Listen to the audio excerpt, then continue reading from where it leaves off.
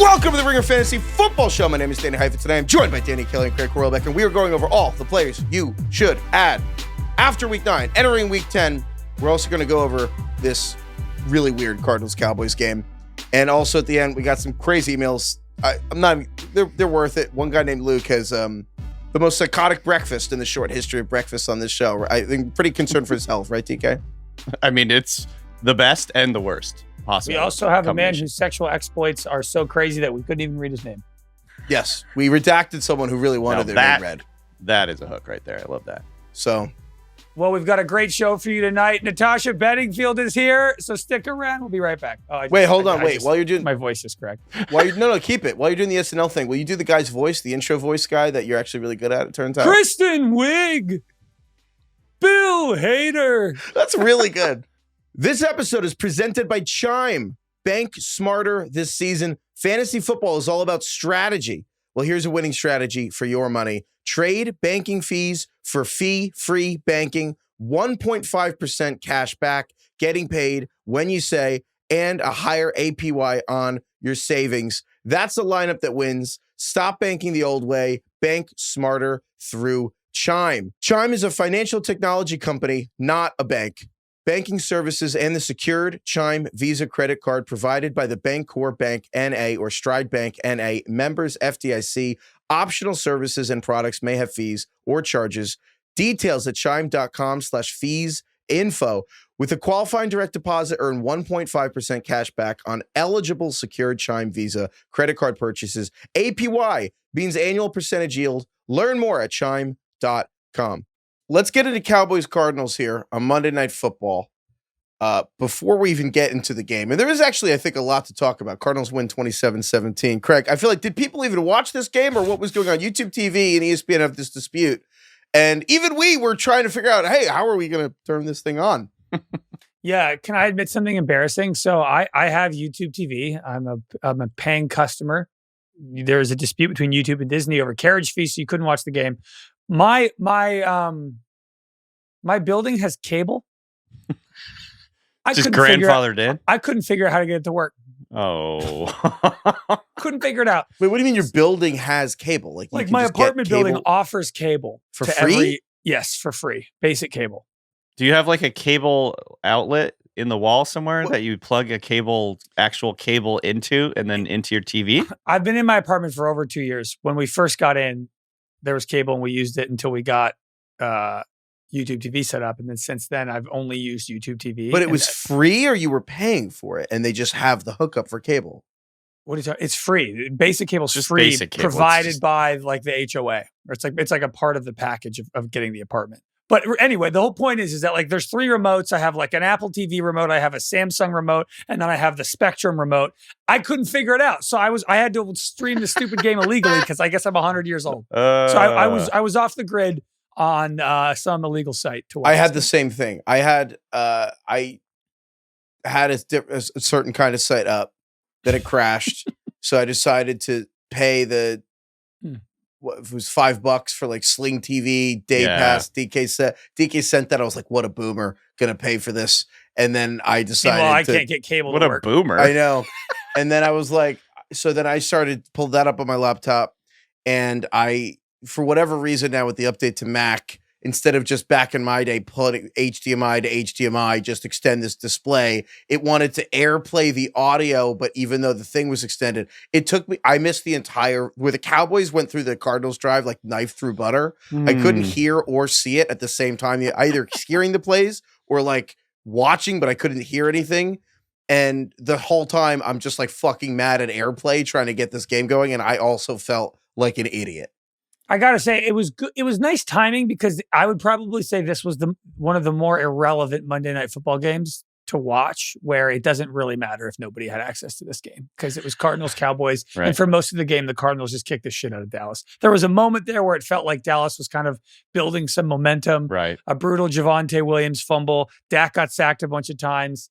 And this game never was even within 10 points. The Javonte fumble was brutal, mostly because whoever stripped the ball from him or recovered it then said really clearly on the microphone, Javonte's ass! And they said it like 3 times. And I did hear that. I got to say, the microphone guy was cooking today. He was all over the place. I was catching everything. He was pointing that thing at everybody. The parabolic, like the giant, the laser beam of sound that he's just pointing at people. He was crushing it because I was hearing things picked up left and right. He was on his A game.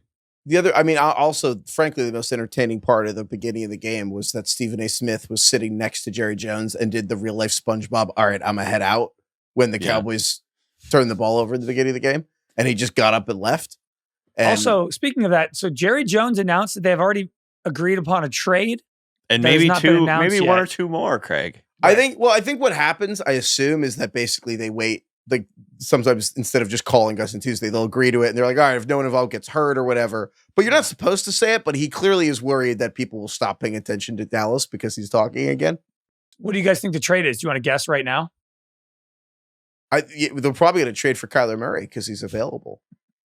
It's probably a pass rusher. He said something along the lines of, it's going to help us where we really need a lot of help, which is because they traded away their best player. Which is funny because Jerry Jones is also quoted this year saying no one player is going to change our team. It'd be funny if they sent Aikman was like, I think that he should call. I think Jerry Jones should call the other team back and cancel it because one player is not going to make a big enough difference. Like, damn. It'd be funny if it was 2 firsts and Kenny Clark for Michael Parsons. You know, I wonder if they could pull that off. The Troy Aikman thing. I love Troy when he just destroys the Cowboys. It's really funny.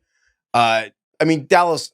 We don't have to spend that much time on them. They can't stop the run on defense. They can't pressure the quarterback. They can't cover and they can't tackle. That's most of the defense.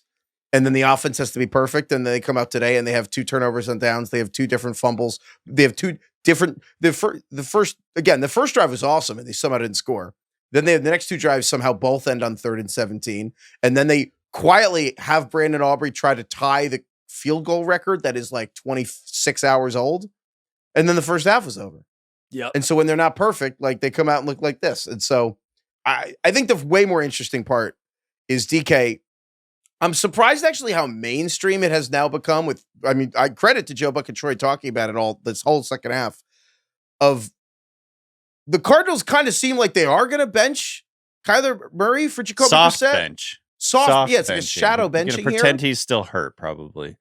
No, I mean, Aikman was actually saying it as the game was ending. He's like, I don't think they can go back to Kyler Murray at this point. I think they shouldn't, and I don't think they will.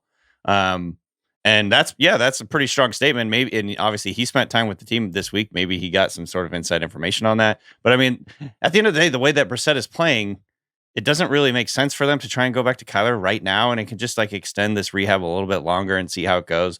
Keep riding Brissett as long as he's playing well, and he played really well in this game. Their offense is so different when he's back there. Like he can pass from the pocket. He converted a couple really long 3rd downs.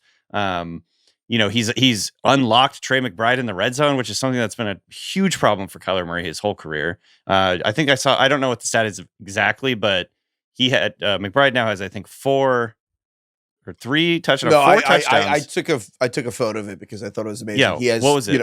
It was Trey McBride. It's 10 straight games with 5 catches, which the only other tight ends to ever do that are just Tony Gonzalez and Travis Kelce. Oh, the thing I was going to talk about was the touchdowns thing. He has like 4 touchdowns with Brissett in like 5 games, and in like 20 or 30 games with Kyler Murray, he had like 3. Yeah, he famously had 1 last year? Yeah, similarly, Marvin Harrison Jr.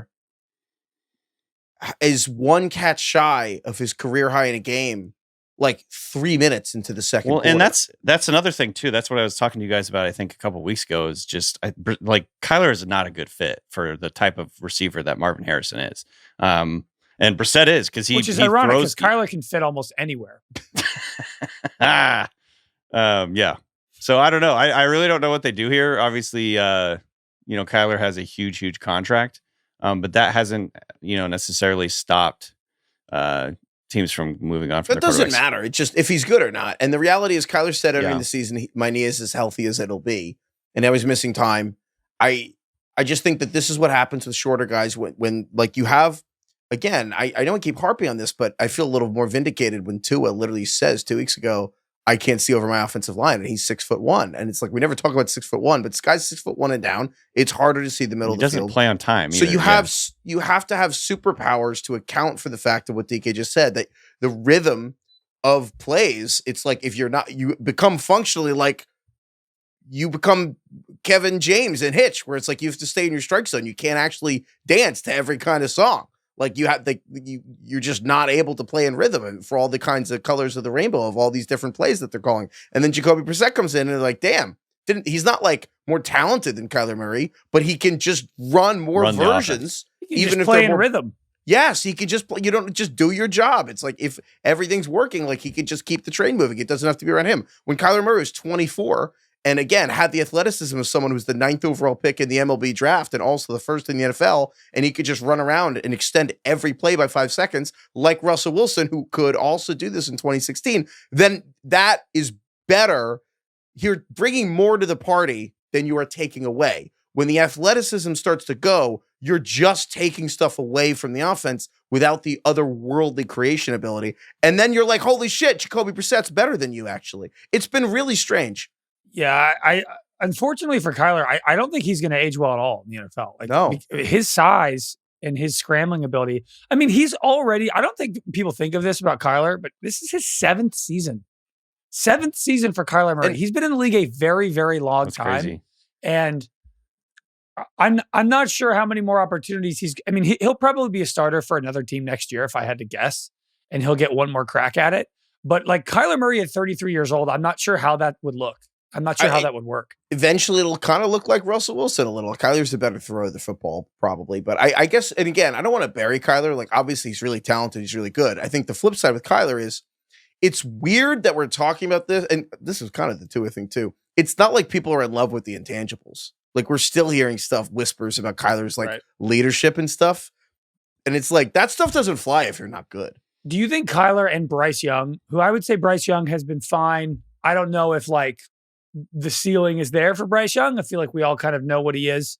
Do you think that the under 6 foot quarterback and under 6 foot quarterback will ever go first overall in the NFL draft ever again?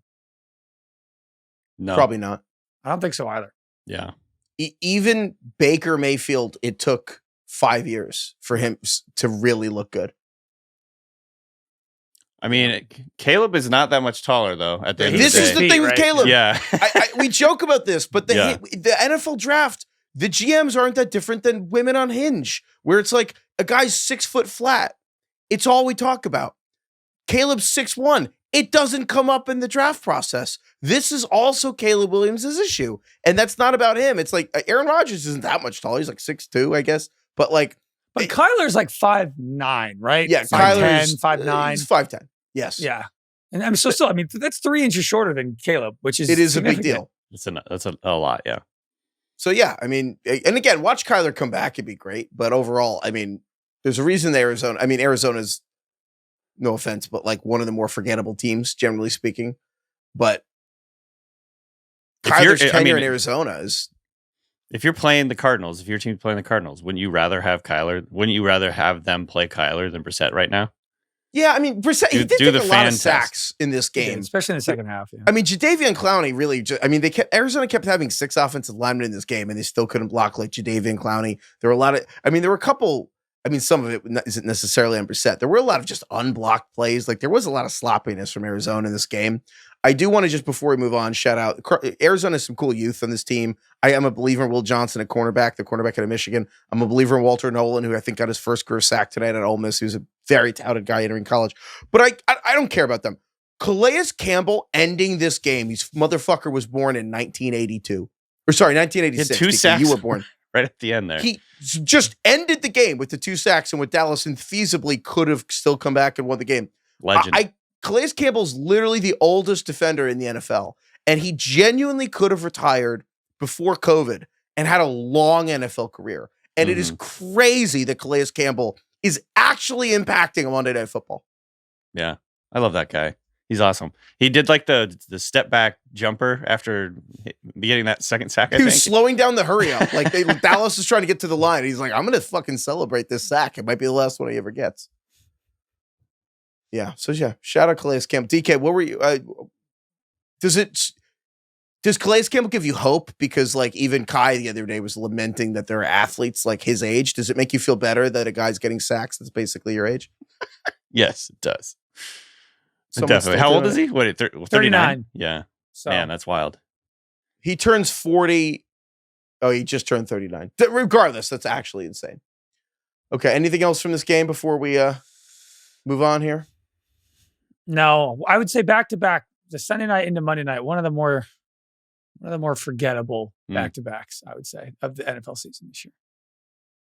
Yeah, pretty ass. Cowboys suck. Okay. Pretty ass. Just like Javonte. We're going to keep rolling here, but first, this episode is brought to you by IKEA. When you're hosting on game day and it comes to cooking, you want a kitchen that everyone there will be a fan of, no matter what your kitchen dreams are. IKEA has products and solutions to help, from kitchen remodels to smart new cutlery. Whatever the size of your kitchen dream and budget, you can bring it to life with high quality, expertly designed, and innovative products from IKEA. Visit IKEA.us/dreamkitchen to learn more. Dream the possibilities. All right, let's get to waivers here.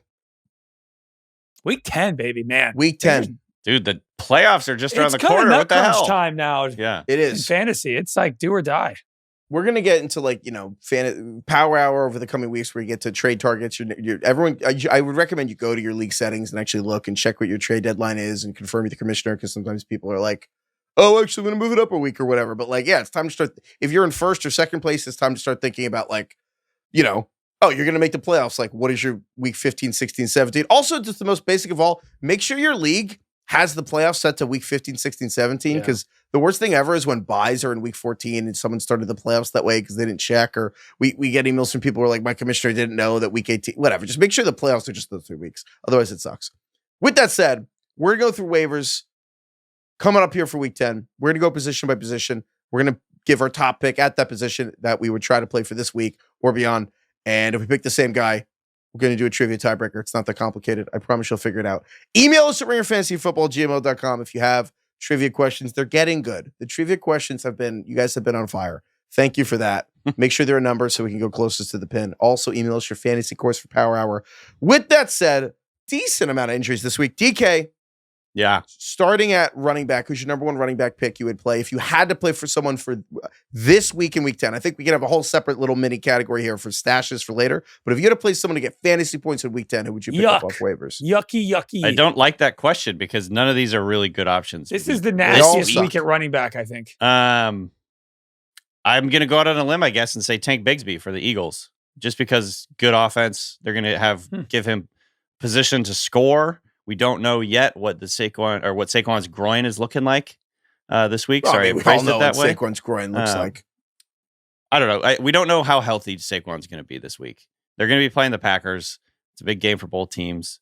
Bigsby looked great in this last game. We know he has talent. He's a good runner. Mm-hmm. And again, this is a good offense that will give him situations where he can score. So I guess I'm going Bigsby, but we don't even know if he's going to play that much because Saquon could just play. Yeah, I mean, you could just you have a whole nother day before you have to submit your waiver claim. Yeah. So you can see, it was reported that this Saquon groin injury does not appear to be serious, and that if the game were closer or more important last week, he probably would have stayed in the game. So DK, if you knew that Saquon was playing in week 10, who would you pick instead?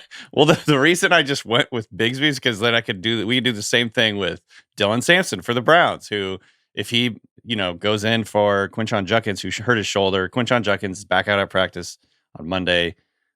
We don't know yet what his status is going to be for the game, but he's at least participating in practice, so that's a good sign. And then past that, honestly, there's nobody I feel confident about. So to me, it was these are contingent picks. If the starters are hurt this year, or this week, I should say, then we can definitely start them. But otherwise, you're just kind of getting guys that are in committees right now. So let's get 2 giant caveats out of the way. We're recording this Monday night. The NFL trade deadline is tomorrow. Yeah, that's the other thing. Please give a massive caveat to this is kind of a dumb example, but if the Titans trade Tony Pollard, obviously Tajay Spears is the starter for the Titans. Even then, he probably still sucks because the Titans schedule sucks. That's the thing. The Titans offense sucks. If something happened to Alvin Kamara, I'm like, dude, Devin Neal, it's like the Saints suck. Doesn't move. I don't want these running backs on terrible teams. Those are ones we can predict. The obvious one is like Isaiah Davis for the Jets, where it's like if Breece Hall gets traded, Isaiah Davis is the starter, Braylon Allen's injured. Even then, I'm like, Isaiah Davis is probably going to suck too. But the point being, if there was some running back backfield shift from a trade, that obviously changes the conversation. I don't think we can try to predict those right now. At this point, it's Tuesday. Just you're going to see the deadlines and you'll submit the claims.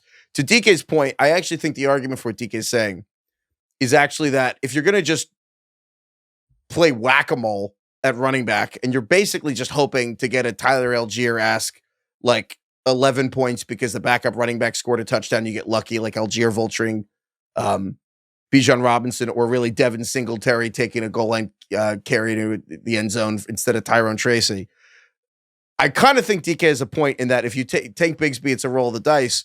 And if Saquon gets re-injured at any point in the next month and you have Tank Bigsby, you have tripped into like a top 15 running back every week Saquon's out. So I do think that is actually more interesting to me about than Tank Bigsby is like what really is the difference between like I would if I need points this week I would pick Devin Singletary for the Giants because he's a goal line running back and he's on waivers.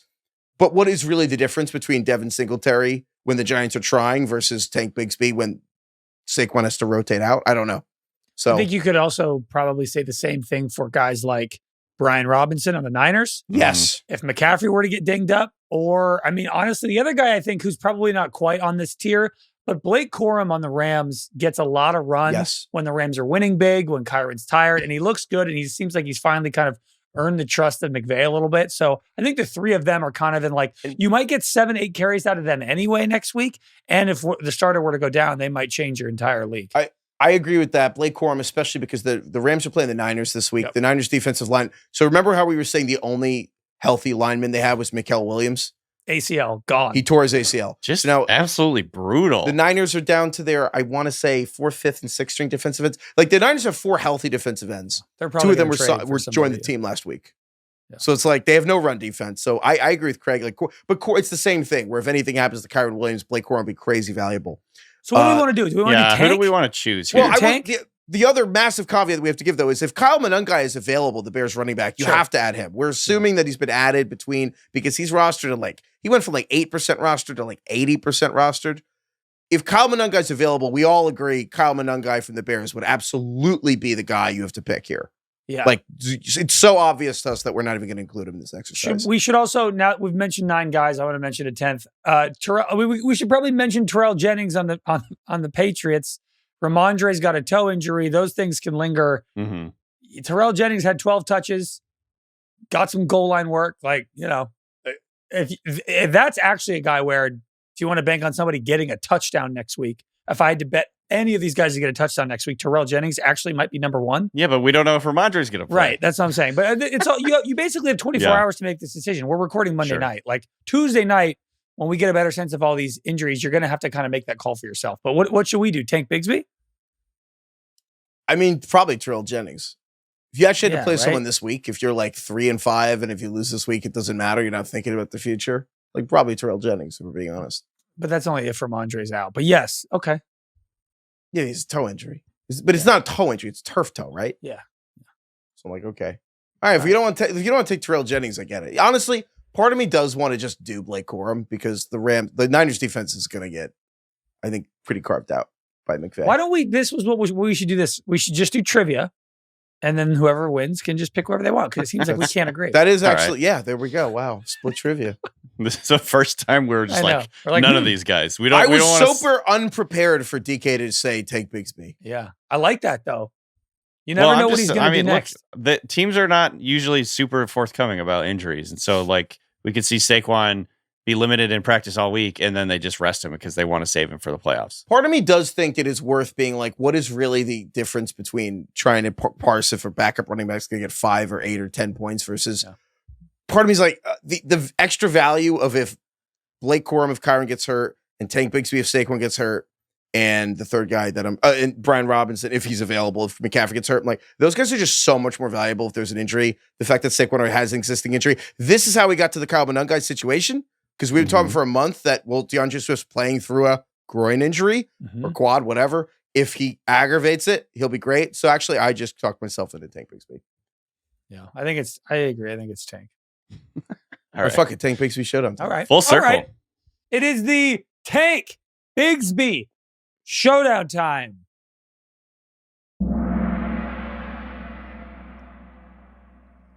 The only piece. Let that linger for a while. I like from that. Camille. Let it linger. God, dude, I love that song. Also love the gong. This one's from Camille. Camille, is that a C? C-bone? Yeah. Or is it a K? It's a C. C. C-bone. What's up? Breakfast is this, I don't know how to pronounce this, Siggy's plain Greek yogurt, blueberries, and granola with a black coffee. Nice. I've I had thought it too. you were saying cigarettes. No. Oh, no. I mean, some people actually do say that in the breakfast. Wait, so what did he have? Siggy's and what else? Or she. Okay, sure. What did they have? Sorry. Siggy's plain Greek yogurt, blueberries, and granola Wow. Okay. with a black coffee. Pretty healthy. What a nice, lovely breakfast to begin your day. So Camille writes about how we always joke about Chris Collinsworth, including how Chris Collinsworth's father was Abe Lincoln Collinsworth. Yep. And so Camille wrote, but nobody ever talks about how next to Chris is this angel, Mike Tirico. So Camille asks, how many professional sports has Mike Tirico done play-by-play or in-game commentary for, not including the Olympics? Oh, no. I was going to ask about that. Not including the Olympics. How many different sports? sports has Mike Tirico done play-by-play or in-game commentary Do for? they have to be professional or no? I don't think so. Like if he started out doing like minor league baseball or like high school baseball I as think a that 20-year-old. counts. That don't counts. know. Okay. Now and then, yeah. Shit. Okay. All right. 3, 2, 1. 17. God damn. What'd you say, Craig? I said 18. Craig said 17. Oh, wow. I said 12. Yeah, I kind of was like it was 5. I feel I like got it would. sandwiched then, damn it. That's I was just thinking before we read the answer, I'm like, doesn't he do Olympic stuff? Like, wouldn't there be like, you're banging out like 6 or 7 sports in a day? We just said no Olympics. No Olympics, though. Oh, fuck. I didn't hear that part. Okay. He just doesn't listen to anything.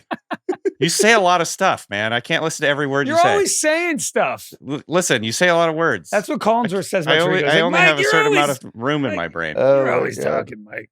The answer is, I have to count. 1, PGA Tour, ESPN Monday Night Football, NBA, NHL, World Cup, golf, Indy 500, college football, Stanley Cup. That's 9. I don't think football night in America. I don't think that counts as separate. Oh wait, no. Yeah, we didn't count that. Is Monday night and Sunday night football different? Doesn't matter. I think I won here. 9 or 10. Yeah. Okay. See, sometimes when I don't read the answer in advance, it's not as interesting as I thought. A very normal number. Like, oh yeah, 10. All right. That's okay. All right. Well, you know what, Camille? I appreciate your breakfast. Whatever. They can't all be winners. I'll take Tank Bigsby for the same reason as Kyle Monungai, which is if Saquon's groin gets worse over November and you have Tank Bigsby on your roster, you will maybe win your league. I want Blake Corum. Also a great pick. Because I kind of think that if Kyron Williams gets hurt, I think Blake Corum can do like or recreate 90% of the fantasy production of Kyron Williams. If McCaffrey gets hurt, so much of his role is receiving. Not that Brian Robinson can't do that, but I just question. I don't know if he'll be able to replicate that. And the offense is like, I don't know. I think I'd rather go with Blake Corum. The irony that DK, after all this, gets stuck having to pick between these guys anyway is really funny. Yeah, there's not a lot of great. I don't know where I'm going here. I guess I'm going to go with Dylan Sampson just because another guy if Judkins doesn't come back or if he re-injures his shoulder. Judkins is expected to play this week. Kevin Stefanski's already said that. You no interest in Devin Singletary? He's the goal line back for the Giants. I get that the Giants suck. All right, I'll take Singletary. I feel like that's the floor they are pick. playing Chicago. Yeah, that's the floor pick. I'll go with Singletary. Okay. I think Sampson, though, like it wouldn't be super surprising to see Judkins aggravate that. Shoulders can be finicky. But there's no good option here. Yeah, you can't lower your forearm to hit a defender. It's tough out there for what running back. Yeah.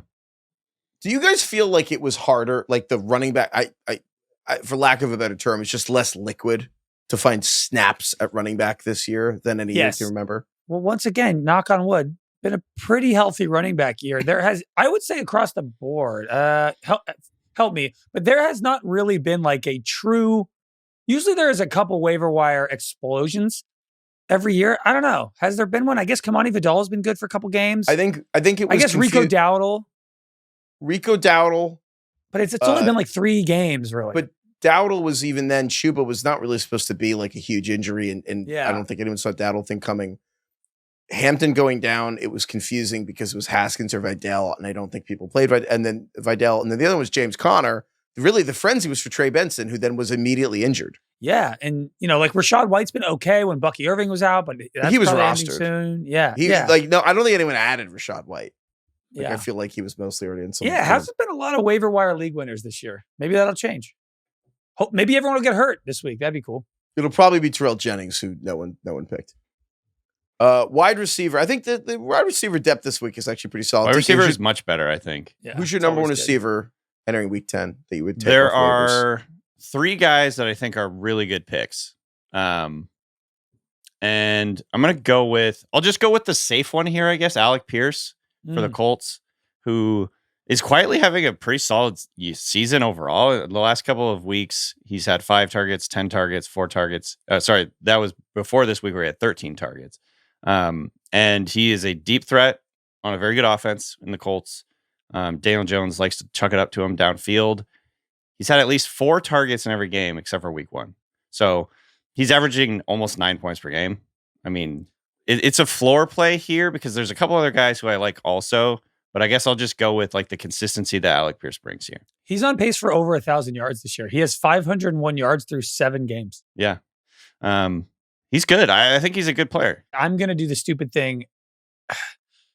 If we're just going for next week, things change a little bit because they're playing Houston, but yeah, stupidly, I'm thinking about Parker tiebreaker. Washington on Jacksonville, but I just know the game's going to start, and I'm going to be like, why the fuck did I take the Jags? But De'Ami Brown had a concussion in this game. Brian Thomas didn't play in overtime because of an ankle injury. Travis Hunter's out for a while.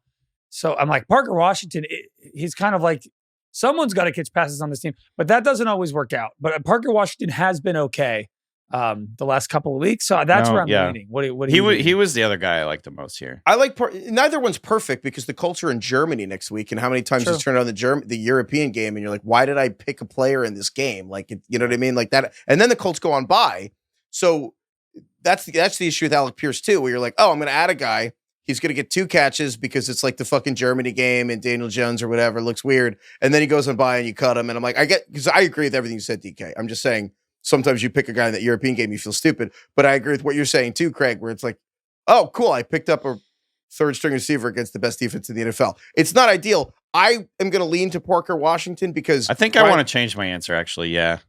Here's the deal. I'm going to go with Washington, too, because Travis Hunter's on the IR.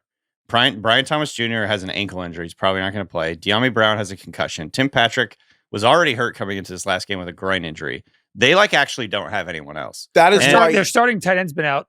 Strange. Brent Strange. That is why I'm taking Parker Washington because the only reason the Texans put Stingley on him and he's fucked. But I know. Well, that was the only reason I looked at the schedule and I was like, God, it's the Texans. The Texans. It's gonna be Davis Mills versus Parker Washington. Yeah, but I think ultimately he gives you like more upside down over more than one game, I guess. He'll have 3 catches on screens alone for Parker Washington. Well, let me ask, what if we just pick Christian Watson now that Tucker Kraft tore his ACL, Matthew Golden might not play, and it's like, all right, you have Dobbs and Christian Watson going against the Eagles. This game matters for the backers. That's the funny part about the receivers this week. I actually look at them all individually, and there's all like glaring, like Christian Watson's clearly the most talented guy here when healthy, but then you're like, Watson's still on a snap count. It's also funny to pick a guy still on a snap count who's also the most explosive player in Green Bay. Torrey Horton for Seattle, where you're like, is he going to just take Cooper Kupp's role?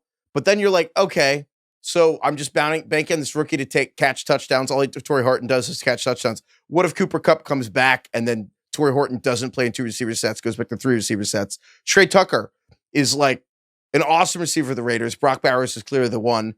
If Jacoby Myers gets traded, you'd be like, oh, Trey Tucker, if he's available, maybe he's been cut. But then they're playing the Broncos, and I know Patrick Surtain's probably going to miss that game too. But if Jacoby Myers doesn't get traded, you're like, why am I adding Trey Tucker on my team? But all those guys could work out. Torrey Horton could take Cooper Kupp's role, and then he's going to be great. Trey Tucker could just be the number 2 on a Raiders team that's way better with Bowers. And then all these defensive coordinators are going to see Bowers last week and be like, we'd rather Trey Tucker have the football. Watson could just easily be Christian Watson. All these guys are good options. Alec Pierce, to me, is easy. I agree, DK. If I actually had to pick a guy of like your life depends on this guy getting double digits this week or you'll die, I'd pick Alec Pierce. The combo of like, he's the perfect kind of replace. The fact that he goes on bye next week, I feel like I'm not necessarily getting the juice. So I'll probably go with Parker Washington solely because the staying power of Travis Hunter being on injured reserve, I'm like, Parker Washington will probably be playable for the coming games, but I'm also like, I have Christian Watson in the Ringer League, and I'm not cutting him for these guys. So maybe the answer is Christian Watson. I think I'm also not, I think Christian Watson, if you're factoring in the rest of the season, Christian Watson has to have the most upside for the simple reason that Jordan Love is going to keep chucking the ball downfield all year, and Watson, in theory, is going to get healthier as a larger role. So maybe actually, now that I'm saying it, Christian Watson should be first for me. I would have Parker Washington second and Alec Pierce third. But if you're in a do or die matchup this week, I would actually take Alec Pierce. Parker Washington has 19 targets in his last 2 games. He's the top receiver. Also, we've been saying Brian Thomas looks like ass all year. I kind of like looked good last week. He got hurt. Yeah, maybe I'll do Parker Washington. I think it's Parker Washington. Yeah, I'm gonna go with that too. All right, fuck it. All right, fine. I'll do. But I think, the reason we're so wishy-washy on this is because there are 3 good options actually. There are.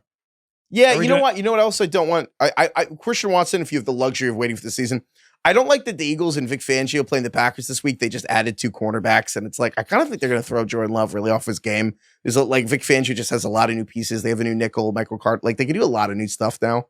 So I don't love that either. So yeah, we'll do Parker Washington showdown. We'll trust Parker Washington going up against the Texans defense. Let's do that. All right. It is what could go wrong? All these guys are so flawed. It is the Parker Washington showdown time. All right, give me something good. God. And start with a breakfast. It's from Sean. Sean A. S-Bone. Is it Breakfast? SEAN or SHAWN or SHONNE like Sean Green, former running back? Was it SHONNE? I thought it was just SHON. Sean Green was SHONNE, wasn't he? It was at least SHONN. SHONN. Oh, no, we're both wrong. DK's right. SHONN. No. Oh, there was no E? There was an E on the end of the green. Oh. They're just throwing E's out willy-nilly. Got it. Wow. Yeah, look at that. That was good. I see how they tripped you up. Anyway, it's SHAWN. Got it. What do you think is more common, SEAN or SHAWN? SEAN. I think right. I've seen SEAN more. Yeah, I think that's right. Okay. Anyway, it's from Sean. That could be the question. Sean. What's the ratio? How many Seans were born in? Someone send that in. Don't actually. Sean's breakfast is a protein coffee shake made up of a cup of cold brew, a cup of water, 2 scoops of protein powder. That's just adding protein powder to coffee. That's not a shake. That's like the workout bros version of a vodka water. Yes. You know, that does not sound appetizing to me. Cold brew. Yeah, I don't think he's doing it for the taste. Powder. I don't like cold brew either, really. So, birds, one stone. Sean sent in this. I love this question. Sean sent in he was inspired by Craig's story about just smoking cigars in your room with your college roommate Chris and just making your fucking room smell horrible. Yeah. So his trivia question is, what's the average temperature of the tip of a burning cigar? Jesus Christ. What a disastrous question. How hot is the orange part of a cigar? What a sick and cruel question from Sean. But I love how hot is like a fire? Like, I love that. I don't know. I've never thought of this. Oh my God. How hot is the orange part of a cigar? So like right after it's lit, we're saying? I don't know. It's the tip of a burning cigar. I assume the fact burning, in my head, I'm like the orange part. Yeah. How hot is when you inhale with the orange part? How hot's the orange part of a cigar? These questions make me feel so dumb. I don't actually know how hot fire is. Do you guys think everyone driving in their car right now is like, I know the answer to this? How hot is fire? I hope not. How hot is fire? I wrote my answer down because when I read this, I immediately had a random number pop in, and I'm like, I'm gonna go with that. I feel like all 3 of us are going to say the same number. You think? I don't know. We'll see. Now I'm going to change my number. Okay. 3, 2, 1. 220. 220. I said 275. Wow. Okay. Craig or Heifetz said 800. I said 800 because that's the pizza oven company that LeBron has. Yeah, that's probably. And that was the only reference. Probably it. Yeah, that is supposed to be like an incredibly hot pizza, though, right? That's like it's like ridiculously hot. Is that? I didn't know that part. I think. Okay. All right. So what's the cigar? I mean, think about like you can bake a pizza at 300, 350 or 400, like if you really wanted to, right? It would not be good, but you could still do it. It would suck, but you could. Yeah, but like that's in the oven though. But is that the fire of the oven, or if you touch the hottest part of the oven, it's hotter than that? Yeah, because when you make pizza at home, it's like what 450, 500 is how hot you would go, right? Oh my god, I've never felt dumber. It's like 1,000. 1,650 degrees. Oh, yeah. 165, 1,600 degrees is the all tip right. of a cigar. Okay, that's hot. That's dangerous. Double the pizza oven. I was unfamiliar with your game, Fire. Dude, fire's hot. That's why. This is like a stupid question, but can fire be like a lot of different temperatures? Or is it just one temperature? That's a dumb question. Hold on, let me Google that now. I will say, yeah, we should put that out. It can be different so hot right now. It can be different temperatures. It seems. I mean, definitely can be different temperatures. Also, it says you could bake a pizza at 400 degrees if you wanted to. How hot is fire? There's a lot of answers. Right, you can do fire temperature by color. Oh yeah, right. By the color. I feel like you learned this like yeah. Red is blue heat. Red is 1,100 to 1,800 Fahrenheit. Orange to yellow is around 2,000 Fahrenheit. White is 2,400 to 2,700 Fahrenheit. We went way too low, Craig. My brother was a firefighter, and he will listen to this episode, it. and he's going to be really mad. But we're recording this too late. He's definitely asleep. I can ask. I'll ask my brother about fire. Candle flame, 1,100 to 2,500 Fahrenheit. Wood fire, 2,000. God, dude, there's a lot of variation. Fire. The only thing that's constant here is Craig and I were way, way, way, way, way too low. You guys went to the boiling point of water. I was like, I don't know. Yeah. Fire's hot is the lesson Fire's here. hot. Fire's hot right now. So hot right now. Fire. 1,600 a fucking cigar. You're just waving that thing around. Okay, putting it in your mouth. So I win. I'm 2-0 right now. I guess. So I'm taking Parker Washington, which is a little crazy about that. Hold on. Boiling temperature of water is 220. 220. Boiling water is fucking hot. If you poured boiling water on your hand, it would be. It's 212, by the way. 212. It would be extremely painful. And yet a cigar is 8 times that. If you were to put a cigar into your hand, that's 8 times hotter than boiling water. That feels wrong. That does feel wrong. I see what you're saying. You know? I think specifically this is like every discussion on the internet. No, it but feels you're right, wrong. Craig. Therefore, I think it's wrong. It can be 8 times hotter than boiling water. Something I don't understand feels wrong. So therefore, I see what he's saying, though. Is it really 1,600 degrees? If somebody was like, "Hey, would you rather pour boiling water on your hand or put a cigar into your hand?" I'd think about it. Like, I don't think there's an obvious answer. Well, because if you pour boiling water on you, you will get a burn. If someone puts a cigarette out on you, it is there for years. Yeah, but I guess it. But if you just like a stamp, if it's a stamp versus boiling water, which would you pick? Well, the size, but that's kind of the point.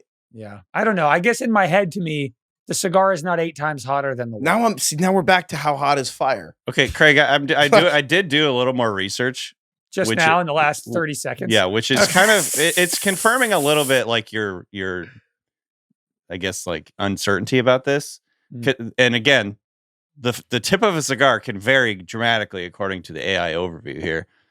Peak temperature can go over 1,000, so like 1,800 Fahrenheit. That seems but the temperature fluctuates. Craig is right. It changes dramatically during a puff with variations between 200 and 300 Celsius. So like 400, whatever. But Craig's right. This has to be a wrong answer. Here's why.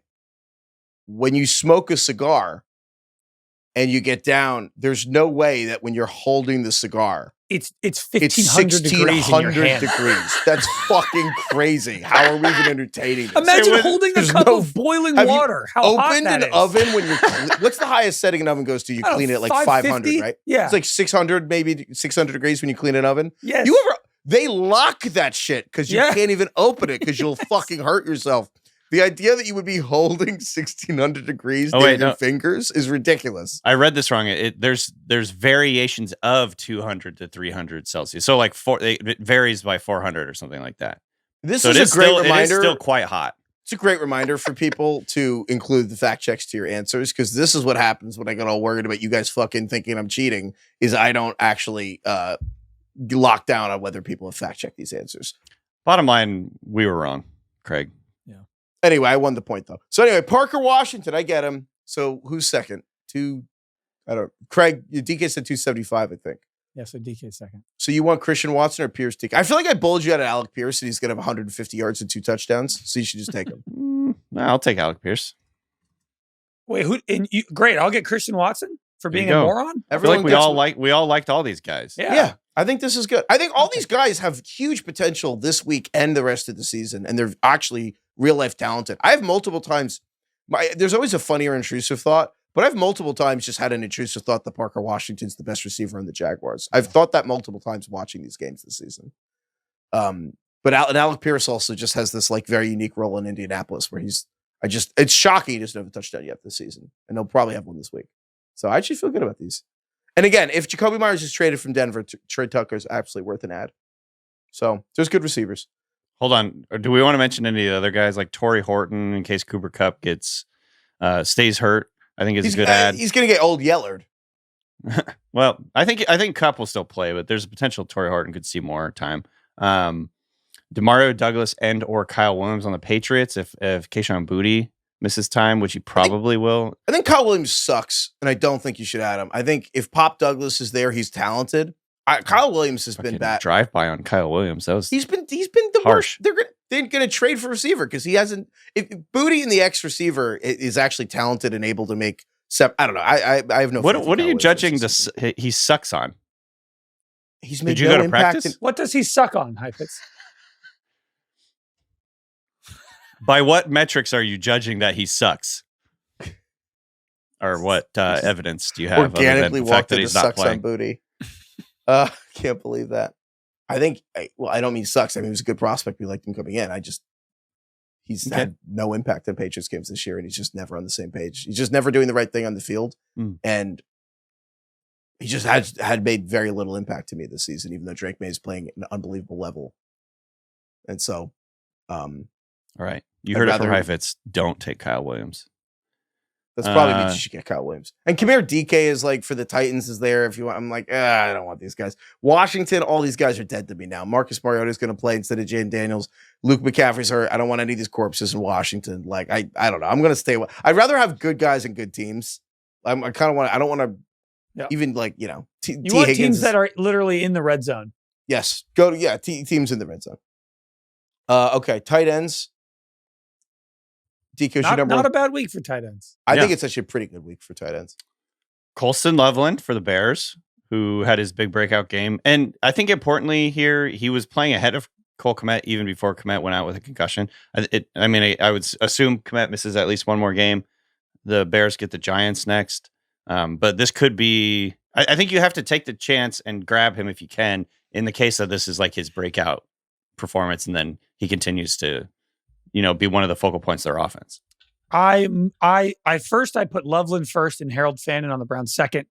And then I switched and I put Fannin first and Loveland second. And I'm going back and forth because Loveland is still a rookie tight end. And if Kmet comes back and all these pieces, I just don't know.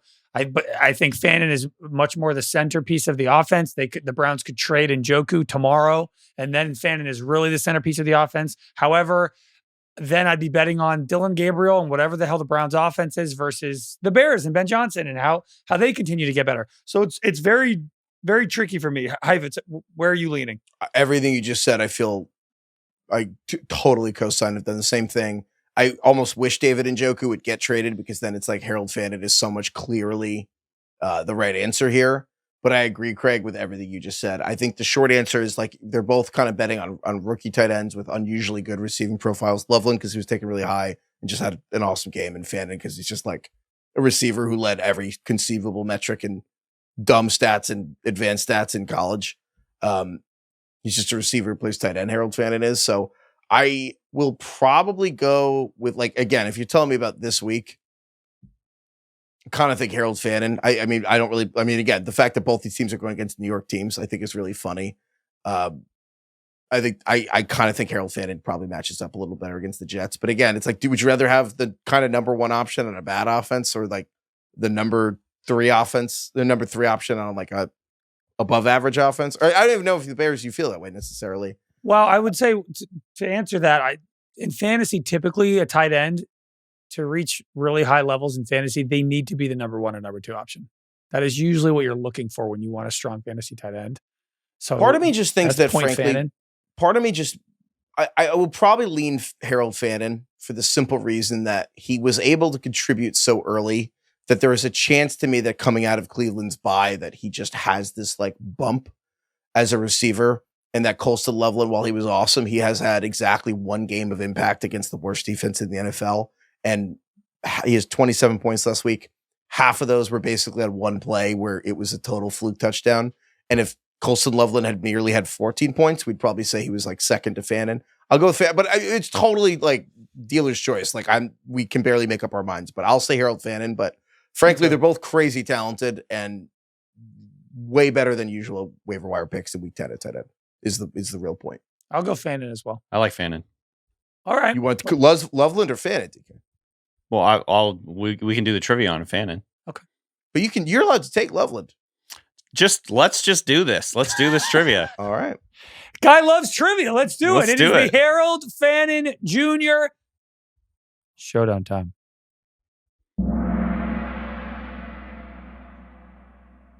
emails from Luke. Luke. Elbone. It's a little long. Luke. I am your father. You guys seen that movie? Is that... God damn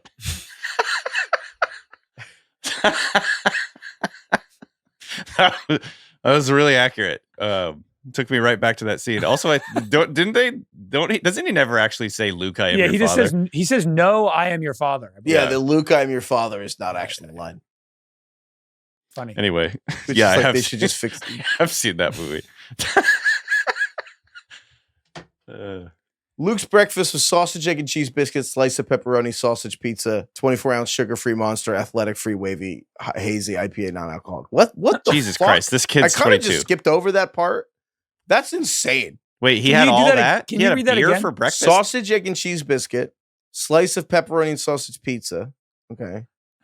I'm worried about you. 24-ounce sugar-free Monster, and then an athletic free wave hazy IPA, non-alcoholic. That's kind of wild. He had an athletic beer for breakfast. Why the fuck is he? I've never heard of that before. This is why we do this. This is why we get the breakfast. What do you mean a non-alcoholic free wave hazy IPA in the fucking morning with a slice of pizza and a sausage, egg, and cheese on a biscuit? I kind of, maybe that's like his Monday morning move. He's like, I still want it to be the weekend in my head. So hair of the dog. Sounds like a bachelor party. I don't understand this. Sausage, egg, and cheese. Just everything in the fridge. Oh my God. What the fuck? I've never heard that. He's drinking an athletic NA beer I can't in the tell morning. If that's a problem or not. I'm like, I guess that's cool. I don't know. Yeah, like, is he doing a good job or is this like concerning? When those athletic brewing people started making free wave hazy non-alcoholic IPAs, do you think anyone was like, we should sell this for breakfast? They're like, no, you morons. Nobody's going to have this for breakfast. Well, he's just having pizza and beer for breakfast. Pizza and beer. Don't forget the sausage and cheese. And a Monster. Sugar-free Monster. Sugar-free Monster and 24 ounces. Sugar-free. That's a big insane. boy. Oh my God. Luke, you're a psychopath. Oh my God. Anyway. It's like Danny McBride and fucking, what? This is the end? Yeah. Making the breakfast. The whole fucking spread. Wild. Anyway, so Luke writes, I've long thought, so he's talking about how we always say there's SpongeBob millennials and DK's like Saved by the Bell millennials. DK, you're 42, right? 43. 43. Craig and I are 30. I'm 31. You're 31. Yeah, so there you go. 13-year age gap. So Luke writes, I have always thought the pod needs a middle generation millennial to the niche and finesse of some of the generational questions. Because Luke says, I'm 38. And the number of times I've screamed like a ghost that I'm a Boy Meets World millennial. Oh, I watched Boy Meets World. And Luke says that there are multiple times we've talked about something that actually threads the needle that neither of us understand. And Luke says, I bring this up because it happened again this week with the discussion about textbook covers. Because DK says he's never heard of them. I was like, I don't know what the fuck you guys are talking about. I saw a picture of it on the No Context Ringer Fantasy Football Show Instagram, and I still didn't know what they were. Really? I mean, Okay. I understand what they are, but I'd never seen those before. So Luke was mad that DK never heard of him. Luke was mad that Craig and I bought them. Luke says, me and all the other Boy Meets World millennials, we made our own. He says, that's right, Yeah, kids. we did too. We used paper. Oh, yes. People used to make I remember people making the paper ones. Yeah. Wow. I never thought So I feel about like you that do know until what we were talking about. No, You I just just didn't didn't know. know, I like, didn't the know what stretchy, the elastic specific kind things of that you thing. guys were talking about. I didn't do those. And also, All right, I watched Boy Meets World. Like Topanga was a legend. Yeah. Yeah. All right, Yeah. Luke, you didn't fucking Corey and invent anything, Luke. Topanga. I can still think of the theme song of that show. Great show. Did- Mr. Feeney? Feeney? What generation do you think watched? Is Mr. Wonder Feeney the Years. guy in Peaky Blinders? I don't know. Don't think so. No way. Those have to be different people. Mr. Feeney was old. Which one are you No, thinking? super different people. No, he just looks like him. No, never Which guy in Peaky Blinders are you mind. thinking? of? Inspector Campbell. It's super different people. Oh, no. Everyone's gonna get mad at all That's of the that. guy from. He's the guy from Jurassic Park. One What? time? Who? You're lying? That's No, not look true, up his right? fucking name. I'm on there right now. No, that's not true. It's true. Who is? Are you talking about Inspector Campbell? I'm trying to remember his name now. Yeah. His name is Sam O'Neill. Oh, Sam Sorry, O'Neill. Sam Yeah, sorry, Neill. Sorry. Yes, Sam Neill. Who was in Jurassic Park? Who was like the cool Okay, hot that friend? I actually did not know this. This is blowing my mind. Who was Yeah. like the cool hot friend? He's one of three brothers in Boy Meets World. He's Corey's best friend. You know what I'm talking about? Well, I'm blanking on his I name. don't remember that. Lawrence? Are the Lawrence brothers? Is that them? Maybe. Come on, you guys know what I'm Actually, talking about? now I can't remember the show well enough, Yeah, so I guess Matthew I didn't watch Lawrence and his brother Joey Lawrence and Andrew Lawrence. You know those guys? it. Mm-hmm. One time when I was like 8 in Whoa. Hawaii, I ran into them at a hotel. Did you say anything? Yeah, I think I did. I think I like loved that show. I might have been, I don't know how old I was, 8, 9, 10 years old. And I did say something to them. Which was the guy? Which one is the one that said "whoa" in? I think it was in Blossom. I don't remember this show very well. Matthew Lawrence was also in Miss Doubtfire. He's one of the kids. Joey Lawrence was like "whoa." That was his catchphrase in Blossom. You guys ever watch that show? I did not. I'm gonna go ahead and finish the trivia. Okay. So My the fist is trivia- uninterested now. Okay. Oh, I mean, we've been on this email for quite a while. Yeah, All let's do it. Luke writes, "How many calories was my bread?" No, I'm kidding. Luke writes, "What is the cost 3,000. of the current soul-sucking cheapest single textbook cover at Walmart.com?" He had a whole thing about like how annoyed he is that these get sold and they don't get made. And What's the newspapers, cost? But I'm not going to. the cost of the cheapest textbook how cover, much does the cheapest textbook cover? are they cost sold at in Walmart? packs or is it single? Single. I'm surprised they do that even. Okay. Well, it's Walmart. I don't know. They have every product imaginable. Yeah. We're all going to guess like between $0 and $3, I'm imagining. I wrote down my answer when I saw this. Okay. 3, 2, 1. 99 cents. 184. I said $7. How much could a banana cost, Michael? It's gonna be probably more expensive than $7. you think. The correct answer is $4.75, which actually What is it? $4.75, which I actually think I actually won, which is hilarious. That's a ripoff. I can make you one of those for free. So have Heifetz, paper. I was within $2.91. What did you say? I said 184. $1.84. Yeah, I think I beat you. What did you pretty- say? I said $7. And then what was the price? $4.75. Are you the calculator app I right am. now? I'm doing that. 225. What did I have? Fuck, I forgot already. No, Yours is let them 225. finish this string out. All right. Sorry. One more time. How much did it cost? $4.75. Let me get out let me get it out. Let me get out my abacus. DK or Heifetz says he's 225 away. 291. Fuck, I was farther away. Okay. Glad we got there. Heifetz with the sweep. So now the trivia. Heifetz, did you know those without using a calculator? You knew exactly how much it was? Roughly. What? I was just trying to do the math. Like, fuck off. I guess I Heifetz is a thought fucking calculator brain over here. Okay, you won. I got second. I'm over here just slamming Athletic Brewing, trying to get through this show. No, so now the trivia stands at Heifetz is at 10 after the clean sweep. I'm at 8. DK's at 7. Damn. Wow. Okay, so wait, who are you taking, Heifetz? Fannin? I'm going to take Harold Fannin. Okay. I'll take Loveland. That sucks for me. I'll do... Nobody say a word. We also didn't even mention... Well, this is my decision. Hold on. Okay. That's my decision. All right. Don't tell me what I'm going to do with my pick. I want Isaiah Likely. I want Isaiah Likely on the Ravens. Ooh. Baltimore Ravens tight end. Isaiah Likely. This is a big week because Tucker Kraft from the Packers tore his ACL and he's out for the season.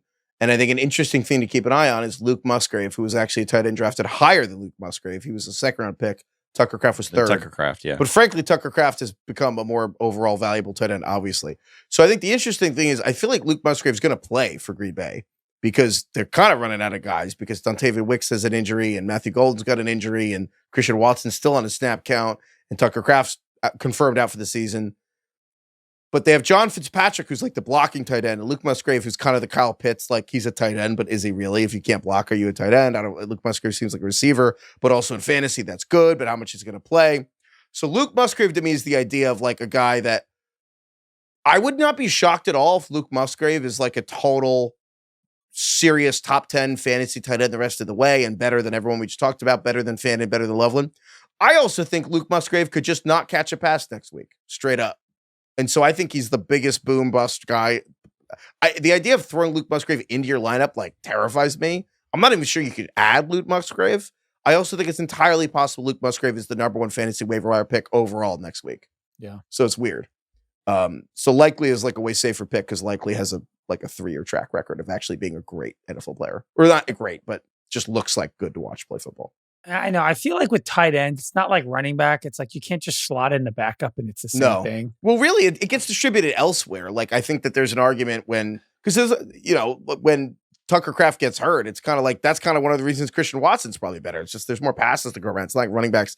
The only other guy I want to say is if you're in a deeper league, AJ Barner for the Seahawks, he's not like a traditional great profile of a tight end who gets a lot of targets, but Darnold's cooking, and honestly, Barner gets the tush push for Seattle. Like he's doing that now. Like Mark Andrews does to the Ravens. On that. The Chiefs, he scored a touchdown this week. Obviously, you can't count on that every week. But all the tight ends we're talking about are just like fucking lottery picks anyway. The combo of the Seahawks are going to be in the red zone a lot. Barner plays a lot. And the fact that he's the tush push guy just means he's going to be on the field for the goal line to threaten it.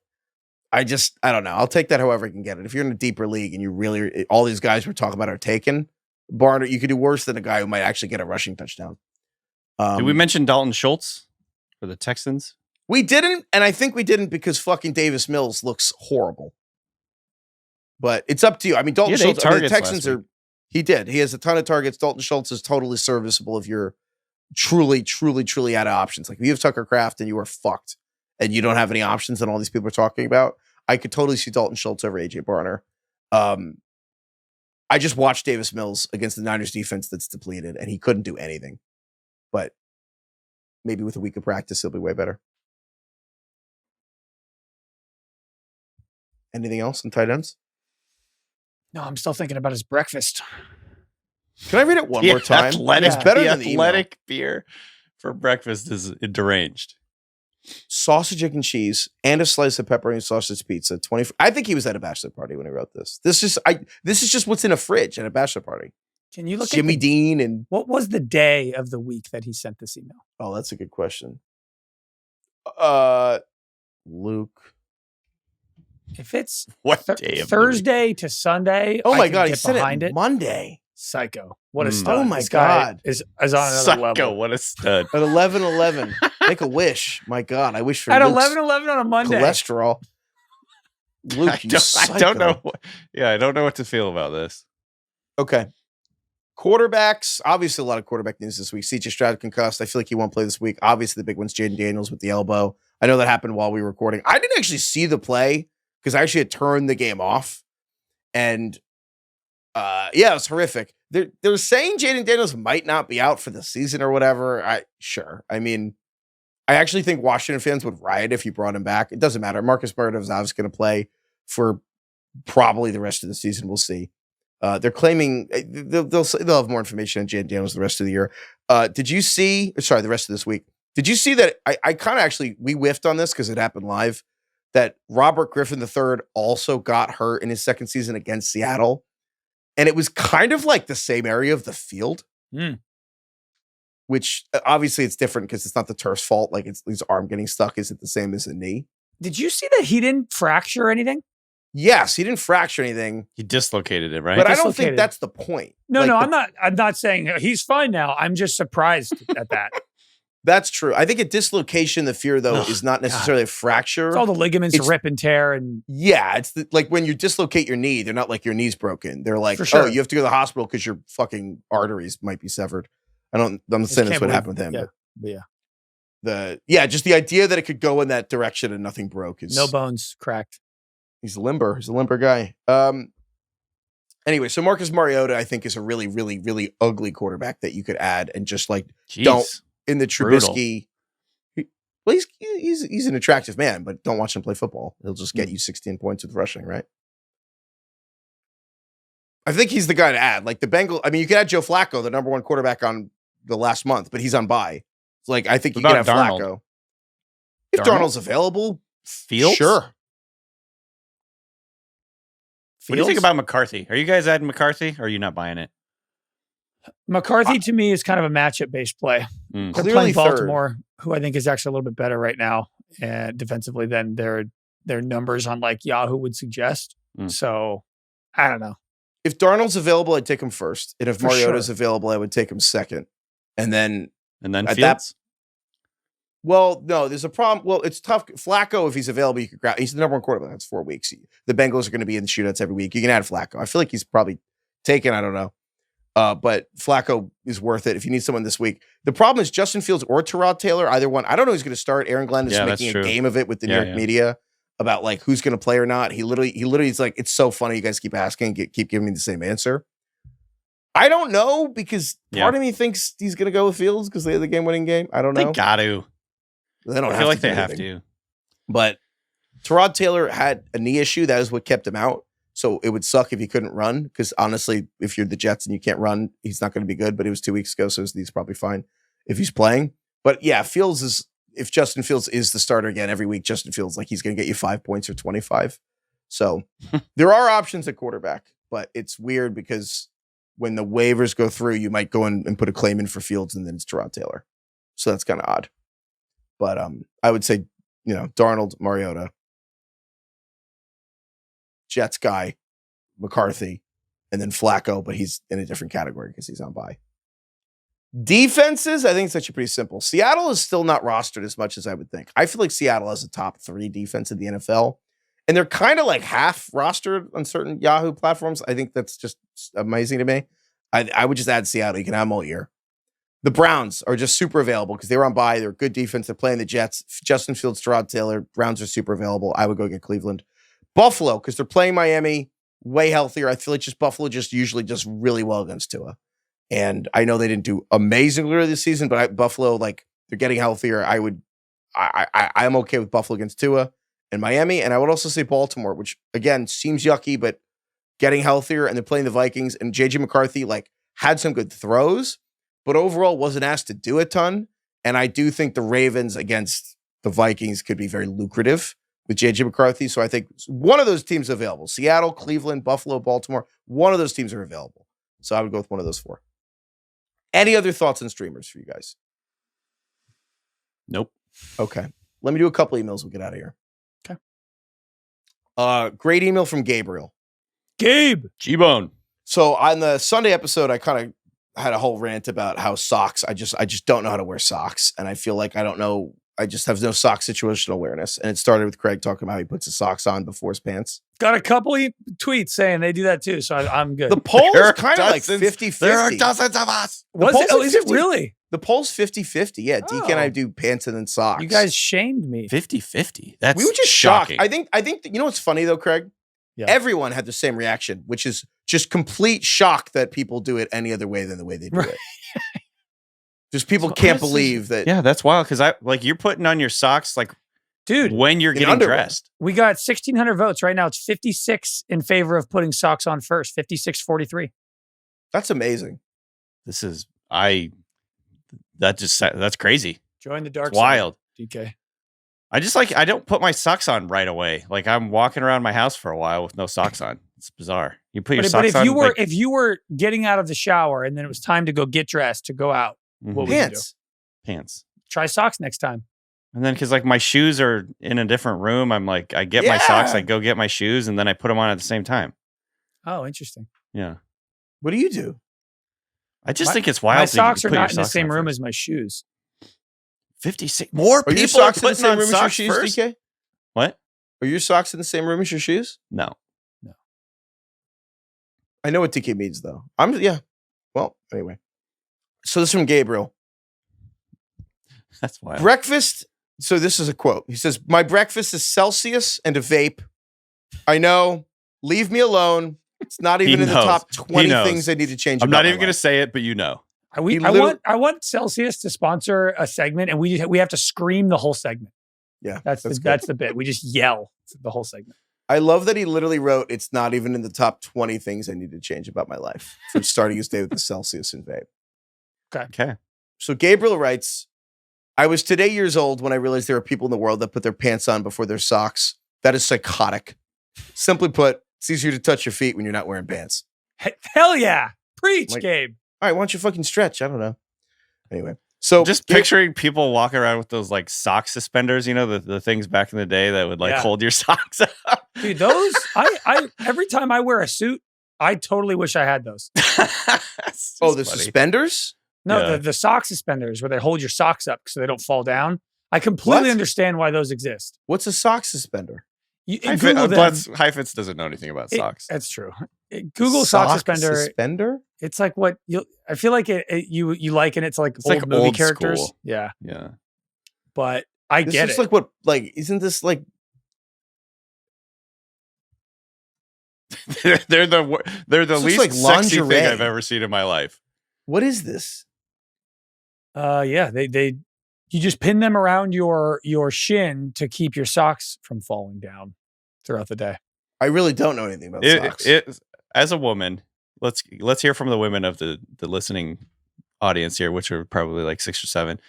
Oh, email in and let us know if you saw if you were going to hang out with a guy and he took his pants off and he was wearing that. Yeah, but how quickly do you leave? The answer to that question is just always: are they hot? Yes. When hot people do it, it's cool. If Jacob Elordi was caught in those, they'd probably become incredibly popular. Yeah.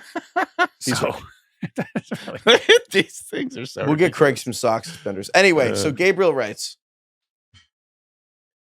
"I think Heifetz's sock rules meltdown is perhaps the most unhinged crash out in the history of the show."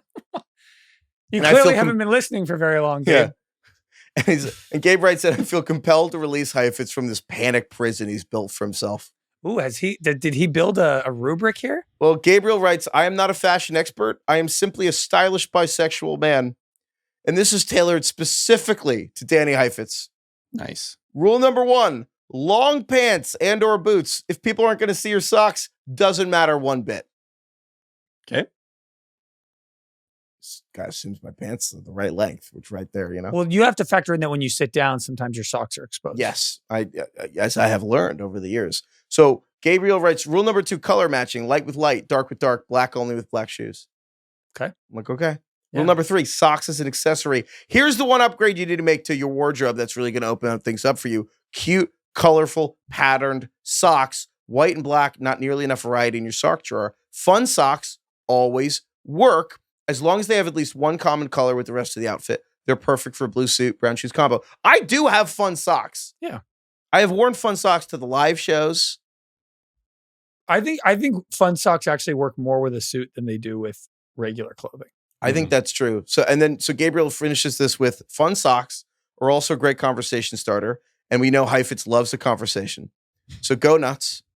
Have fun with it. Heifetz, take literally any woman or gay man with you to a Target, drop $30 on fun socks. You won't regret it. Okay. Yeah. I have a sock brand that I'm in love with, but I want to get them to sponsor the show, so I'm not even going to say the name. But if you say the name, maybe they'll sponsor the show. Should I say the name? Yeah. Stance. They make the best fucking socks. Stance? Oh, they're the best. Who is Stance? What's so good about them? They are just the most comfortable socks. They last forever. Their athletic socks are phenomenal. Their regular socks are phenomenal. I love Stance socks. They used to be like this official sock of the NBA. I don't know if they still are. I think they're the official sock of the MLB right now. MLB? Yes. Oh, wow. Phenomenal socks. I hate the NBA is how I got in this phenomenal sock. I think my crisis of confidence started 2 years ago when John Wall gave some random interview talking about how I think people who I can't remember exactly what he said. He basically was like people who wear socks and shoes that are different colors should be shot.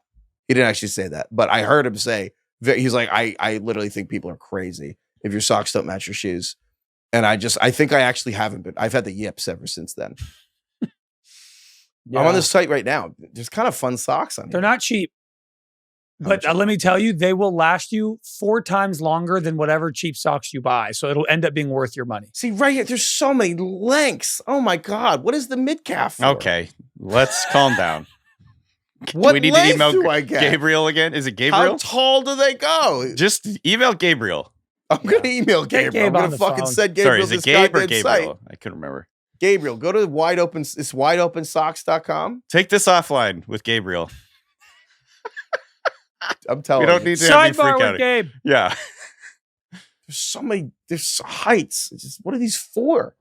Anyway. Gabriel, Heifetz is going to call you at home. And then Gabriel, please provide us with your phone number. Let's go to Target. Heifetz is like, there's so many lengths. There are. Which do I want? Just pick one. That's been the problem. There's Jesus photos Christ. on there. It shows you how high up on your leg they go. I don't know which one is appropriate. Just pick one. That's been the problem, DK. Just pick one. And then people are like, those are wrong. You've had a girlfriend for a long time. What does she say? Fiance. She's just like, sorry, I'm saying you've had a partner for a long time. What does she say? She's overwhelmed by this. Can she not advise you on your socks? She's supportive. Okay. What does that mean? She's understanding. What are you talking about? She agrees. Like, this is a cry for help. She's like, yeah, you need help. Why doesn't she every time you get dressed go, wear those? She's not getting. She's not holding his hand when he gets dressed. She's decided that she's going to help me with my sock crisis. She's going to take the wheel. Crisis. Gabriel and her. I sent this email to her. She was like, this is pretty great. I agree, actually, with Gabriel now. This is the most unhinged thing you've ever done. It sucks. I know. I can't spend my time on this anymore. Just pick one. On the scale of like insignificant. Which color? Because they have to match your pants. I don't care. It doesn't matter. Just pick one. You're thinking about it too much. You're doing too much. I get why Jim Harbaugh wears do less. Just wear what you can wear white socks like 90% of the time. You'll be fine. Yeah. You just got to do less. Yeah, I don't even care what John Wall thinks. Fuck you, John Wall. Yeah. He might be listening too. Well, John Wall, you fucked me up with the socks to match my shoes. What the fuck? Why can't you just match your socks with your shoes? Because you're supposed to match them with your pants. That's what someone else emailed in. And I'm like, you have to factor in both. Do you guys think that a single professional athlete has ever listened to 1 second of our show? By accident, for sure. For sure. I'm not talking about Instagram. I'm saying hit play on like Apple or Spotify or YouTube. I think certain athletes that we have shit talked have been sent segments of us talking shit. For sure. We about to talk shit. But I'm sure like active players. I don't know. Anyone who's played professional sports. Honestly, if Ohtani was listening, that'd be pretty great. Yeah. Not Ohtani, probably. Since he speaks English. Anyway, one more email here. Let me get out of here. Well, actually, maybe we just end on the socks. It could be this one tomorrow. We have to have a palate cleanser. Come on, give me one more. All right, fine. This is a great update on just the general like hooking up stories we've been doing for the last couple weeks. Okay. The guy didn't redact his name. I was like, I'm gonna redact your name for you, buddy. You know who you are. Okay. So this is like 1996, this story. Pre-internet. This is essential. Emailer's like 22, 23 years old. He's working in New York City. So at the time? Yes. Yeah, sorry. Yeah. Yes. It would have to be in 1996. He would be quite young. Zero then. Now like 50 years old. Craig, do you want me to get out my fucking calculator again? All right. Quite young. He'd be quite young in 1996. So email is, I'm out in East Village with coworkers. I meet someone. Place is dark, filled with smoke. She and we hit it off. Eventually, the coworkers are ready to move. So I told her I'm leaving. She says she would come along. We go to the next spot, back to someone's house, nightcap. Eventually, she comes back to my place with me. We hook up. And he literally writes, by hook up, I mean, we have sex. Like, congrats. Okay. Congrats on and the he's sex. like, I'm 22 years old, and let me tell you, this woman rocked my world. And it wasn't my first experience ever, but at the time, it was absolutely my best experience ever. And it's probably still like a top 5 sexual experience for me. And he's like, anyway, love the show. Where's this going? Well, there's a reason I'm reading it. I know it's a little. He says, she tells me I have potential, which I think is a little funny or weird. And she says, so we hook up on and off for like several months. And it was it was pretty casual. And he says, she taught me a lot, which made sense because I figured she was like 35. Oh, okay. So late one Friday night, he says, Wait, you didn't ever find out how old she was? Well, he says late one night, my paramour comes over. We hook up. She's in the kitchen the next morning. I know. It's my fuck buddy. Yeah. She's in the kitchen the next morning and she sees this Polaroid picture on my fridge or on the table. And it's like the Polaroids of my sister and step siblings. Mm-hmm. And she says, oh no. Picks it up. She's like, what is this photo? Oh. And I'm like, it's just my sister and our step siblings. She's like, are their names? And then gets the names right. And he's like, what the fuck? How do you know their names? She's like, these are my kids. What? Oh. He was fucking his stepfather's ex-wife. For months. Wait. So nothing wrong with that, technically. So his mom, not related. Definitely hold on kind of here, awkward. just running a few calculations. Hold on, let me get out my calculator one more time. Okay. So wait, so this woman's kids were like, they were young kids in the photo. Yeah. So his mom divorced. Yeah. Marries a guy, stepdad. Stepdad has a previous family as well. Right. So all the stepchildren are like roughly the same age. But he never ended up meeting their stepmom. Like it was like the internet, like pre-internet, never even saw a photo of the stepmom. Like he had never. So it's his step sibling's mom. It's the step sibling's mom. Yes. Oh, but he had a relationship with the step, and he fucked like, did he live in like the same house with the step siblings for an extended period of time? No, they lived with her. I don't like you saying fucked her mom a lot. Don't say that. Have some decorum. He made sweet love to their mom. To the paramour. Anyway, I thought this was unbelievable. He wined him, dined him, and 69'd him. Oh, God. Oh, hell. That's... Okay, then what? That is so. Wild. Anyway, I didn't read this at the beginning of the email. But the step siblings lived with the mom, so they didn't live together in the same house. Not that it really matters, but that's just like no. They did not. But I'll read you the beginning because I thought it would be too spoiled. But the beginning of this was, I can't believe I'm going to reveal this to your listeners, but I'm going to come clean to something I've told nobody.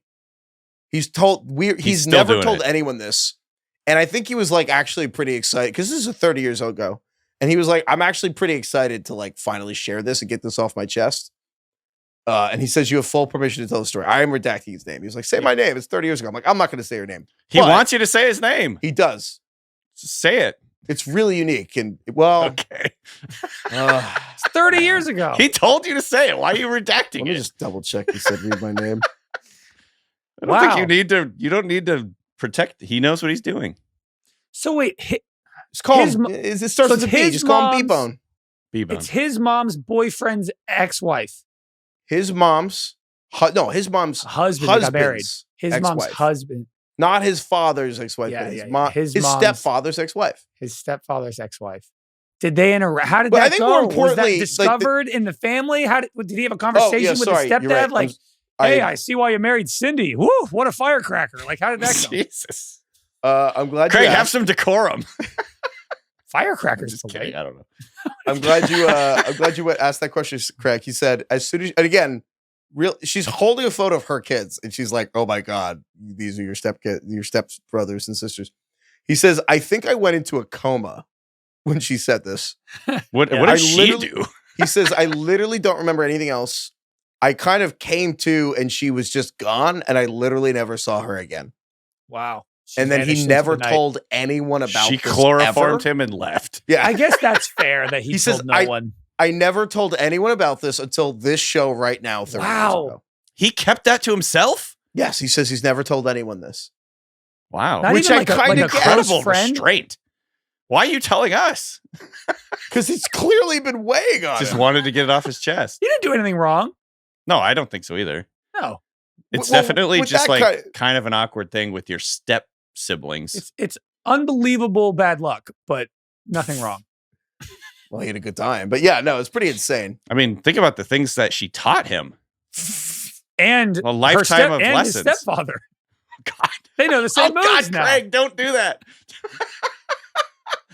Oh, That's no. crazy. Don't make that connection, Craig. Right. Yeah. Dude, can you imagine this? Oh, after God. Because it's the key. It's not one time. It's like several months. And she's like, who are these? How do you know my children? So this woman must have been So significantly she was younger. 45. Oh, not 35. She was 45. He was wrong about the age. She was older. Oh, she was 45. Oh, He was, yeah, he's 22-years-olds don't know how old people fucking are. He thought, he's like, it's the same way, ask a 22-year-old at work. He's like, how old do you think I am? Like, you won't like the answer. Like, they can't get anything right. I guess so. 22-year-old. People, like, it's like, they don't know how old people are. Craig just. I'm like, I guess. Like, if I went to Kai and I was like, how old is Sean Fennessy? Is Kai going to be like, 64? I feel like you can get it relatively close. I don't know. Well, he was that's wrong funny. is the point. I don't know. It was dark. I don't know. Yeah, I guess. Anyway. Well, it's dark. They hooked up for months. Yeah. That's a Control the great lighting. story. I don't know. That is a phenomenal That's an all-time story. email right there. Yeah. Shout out Damn. B-Bone. Man. Okay. Thank you, DK. Thank Wait, you, before we Craig. go, I want to shout out, we just put up our rewatchables on Monday night with Glenn Powell. Yeah. We did the Truman Show with Glenn Powell, and it was great. He honestly crushed it. He's the best celeb guest we've ever had, so go listen to that. Boomtown. That's Or not watch even a it. shameless plug. When I asked how it went, you said best celeb guest we've ever had. That was your He actual reaction. Was clearly prepared. We had heard that he had listened to the show before, that he was a fan of the show, and he was not lying. He knew all the categories, had like a full doc of notes. Did he know crushed what it. Apex Mountain was? Yeah, I mean, as best as anyone can. Yeah, That's sick. That's Yeah, how he's you in know. on the bit. Yeah. yeah. Like Did he you- was like throwing out the jargon. He's like, "Oh, my Dion Waiters is this guy, Joey Pants." Oh no, this is the Joey Pants. It was great. All right. Well, there you go. Glenn Powell, rewatchables. Cool. Thank you, DK. Thank you, Craig. Thank you, Glenn. Thank you to this guy for writing this email. This incredible dude. Thank you to Gabriel, who just is going to be my sock consigliere for going forward. I'm just going to email this motherfucker from any store I'm at. He doesn't know what he signed up for. Thank No, you he to doesn't. that maniac Luke. Is it Luke or Sean drinking the athletic? Luke Yeah, drinking Luke. the athletic. The combination of a sugar-free 24-ounce Monster and an alcoholic-free beer at like 8 in the morning. Yes. I feel like he can't kind of even- figured it out. I can't tell if this guy's just mainlining the secret secrets to the universe or what. Wild. Did Luke kind of discover the secret sauce of the universe? I feel like he did. No sugar, no alcohol, but you're crushing beers and Monster or something. Yeah. What the fuck? It's kind of on another level. So Pizza, yeah. I tell people I don't drink alcohol and I don't have sugar. They're Imagine like, him what on, do you like, eat for his- breakfast? He's on like a 9 a.m. Zoom call and he's like cracking the Athletic Brewing. He's like, so catch me up. Where are we at? Those numbers come in yet? Thank you, Lauren. Lord. Thank you, Natasha Bedingfield. Nice. Oh my God, dude. I think the wedding I was at this weekend, like when that song comes on, Unwritten? yeah, it's I think it's actually become borderline top 10, maybe even a top 5 crowd pleaser for at least our specific age group. Really? It's really up there for white people wedding songs. Yeah, the white people like gets white women going, play, which is always like if you're ever like struggling what to play, if you have to Unwritten, DJ, you just type in like songs that get white women excited. It's just like Yeah. it always hits. I agree. Mr. Brightside for men. Brightside for men. Yeah. Yeah. It is unwritten is Brightside for also. women. Craig, that was an homage to your boy, though. Well, I was going to say to tie it all together, that song is featured heavily in Anyone But You, the Glenn Powell rom-com. Is that why you did that? Oh. Yeah. Nice. What do you like about that movie? Yeah, what do you like about the movie, DK? I mean, I think it's a fun rom-com. You like with a lot of Glenn's really performance? good-looking people that run around on the beach and whatnot. That is true. Loves the Craig, plot. did you have any thoughts on Sydney think Glenn Sweeney's dress? I don't know what you're talking about. Glenn Powell. The dress. Well, the dress. I think Sal and I talked about it at length on the Friday Gambling Show. I thought it was that really sounds cool. good. She has a bob. I I like the haircut. I think Sydney Sweeney's haircut was a good look. Mm-hmm. I think there's a better rom-com that Glenn Powell has been in than Anyone But You. It's called Set It Up with him and Zoe Dutch. That movie's a better rom-com, in my opinion. I need to see that. It's really good. Set It Up? Set It Up. 18? I'm not letting us get off this. I clicked on the Sydney Sweeney Instagram and I actually just looked through all my friends. I was like, who liked this? And I just looked through. I was like, what friends do I know that have liked I think I this could photo? guess. I will never understand why people like those photos. You cannot explain it to me. It doesn't make sense. They like the attention? From who? Their friends? I don't know. So I'm going to throw someone under the bus and they have the do power it. to Don't remove do it. this. No, I can. Because Okay. Carlos liked the photo. And if he doesn't want that in the show, he can fucking delete it. Oh my God. This is the greatest moment of my life. Why? I don't know why. Why? Is she going to see it? What's the goal? I think he just Because he liked it, Craig. he liked it. It's free to look at. Yeah. Does Carlos dare want to come on right He's now and not. explain He's himself? fucking ducking Carlos us right is now. going to delete that shit. This shit's not making the so show. fast. I genuinely have no idea what you're talking about. What? Which That's- picture is this? What are you talking Smart Which- play. Deny. Yeah. Yeah, the reason it took him so long to get here is because he had to go about? No, I was unlike trying it. to Yeah, figure he had to out, go like, unlike it. He had to go unlike it. He's deleting He's the like, evidence. get rid of the paper trail. not The internet recording doesn't myself. forget. Hold on. Did I screenshot this? I think I did. Let's see here. Which one are you talking about? Sydney Sweeney, you ever heard it of could her? be any of them. Yeah, I know. I follow her. I think. Yes, I do. 25 million followers. So you're telling me there's a chance? Oh, I'm wrong. He does. He It's follows. definitely Thank not you. Carlos. You're he didn't wrong. like- He didn't like the photo. He follows her. Oh, Heifetz. There's a very big difference. Damn. Thought I had him. That was good. Oh my God. No, I'm sorry. I confused it even better. Brick Johnson liked it. And you thought it was Carlos. You know Well, what? 'cause Brick Johnson might He have. follows her. But yeah. Brick Johnson might be in the same circles for all we know. Brick Johnson should like it. Brick Johnson should actually slide in. Like that would if be anyone's a good going move to for like him. that, it's someone named Brick Johnson. Yeah. Brick Johnson should, in fact, slide in. That would be smart. God. All right, Carlos, I'm sorry to slander you. Yeah. Jesus. He left. He's gone. No, He's I'm just trying to- unfollowing her. I'm just trying to figure out if I'm like gonna remove this conversation from the pod or not. Oh my God. That's so funny. Okay. All right. Well, wrong again. Heifetz confused Brick Johnson and Carlos. Well, no, it's because I had the photo and it was like I confused the followed by tab and the like tab, and I guess I'm a boomer.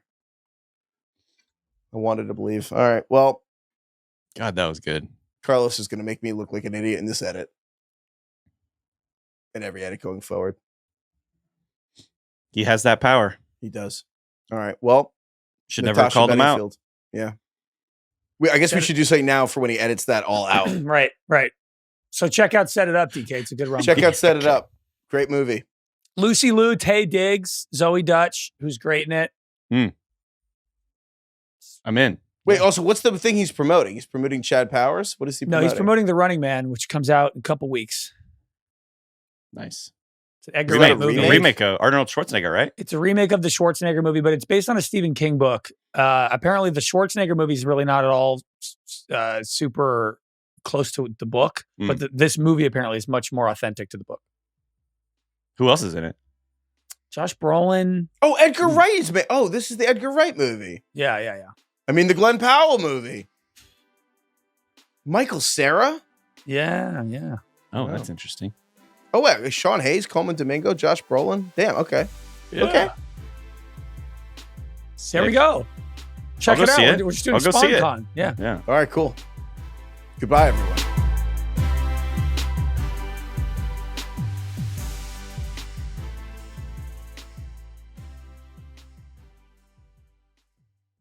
Must be 21 plus and present in select states. For Kansas, in affiliation with Kansas Star Casino, or 18 plus and present in D.C., Kentucky, or Wyoming. Gambling problem? Call 1-800-GAMBLER or visit rg-help.com. Call 1-888-789-7777 or visit ccpg.org/chat in Connecticut or visit mdgamblinghelp.org in Maryland. Hope is here. Visit gamblinghelplinema.org or call 800-327-5050 for 24/7 support in Massachusetts or call 1-877-8-HOPE-NY or text HOPE-NY in New York.